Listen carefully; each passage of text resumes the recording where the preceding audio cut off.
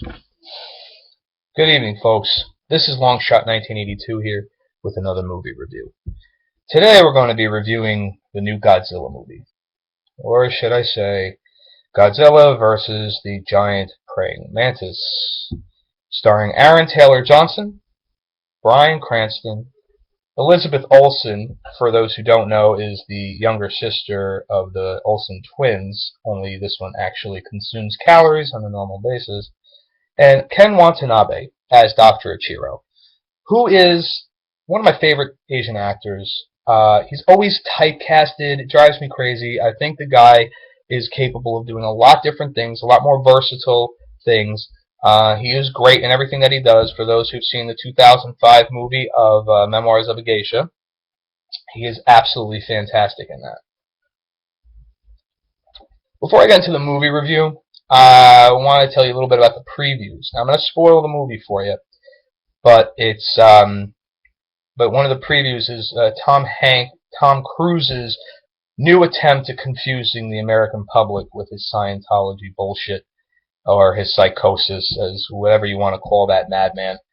But Vanilla Sky, Oblivion, another twisted movie around that he's trying to, flip back and forth. As soon as I saw the preview for it, I'm like, thank you for showing me this, because that's $10 that I'm going to save by not watching it. Looks like crap. Just too much going on. But anyway, Godzilla. The special effects in this movie are groundbreaking. The writing about this movie, it's Godzilla. Godzilla from the 50s, 80s.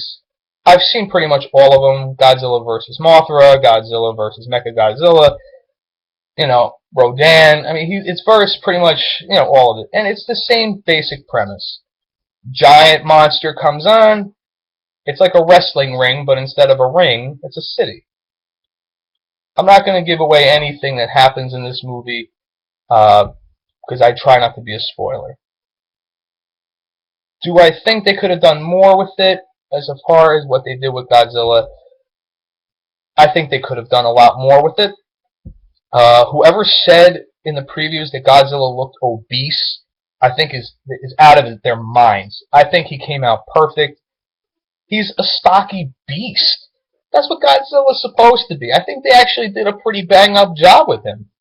As far as who he fights, the special effects really are first rate. I can't complain. One thing I am going to complain about, though, is the fact that the stuff that human beings go through in this that would have killed any average human being, for some reason, I think it's all of a sudden I'm watching a superhero movie. I'm like, is this Avengers? Did somebody just fall that far and not break anything? It's ridiculous.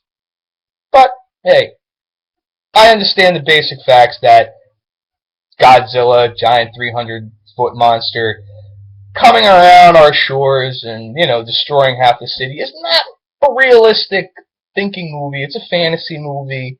It is a lot of fun. If you got, you like to listen to an awesome sound system, the sound in this thing is absolutely crazy. I think most of you will enjoy the Godzilla fans out there. I think a lot of people also critique parts of it for what they don't like. But everybody's entitled to their opinions. So I give this a 6 out of 10. I think they could have done a little bit more with it. Not as far as the Godzilla part, and as far as the special effects are concerned, I'm thinking more along the lines of, not even the storyline, because the story, it's Godzilla. There's not much, you can't make mountains out of molehills. You can't make a statue, a piece of clay into a giant monument. You just can't do it. The story's pretty thin. The storyline's pretty thin. Overall, I think the people will like it. But, is it memorable? No. Not memorable. But, I'm sure you'll enjoy it. That's it today, folks. This is Longshot 1982. Please comment and please sub me. I very much appreciate it. Have a great evening. Take care.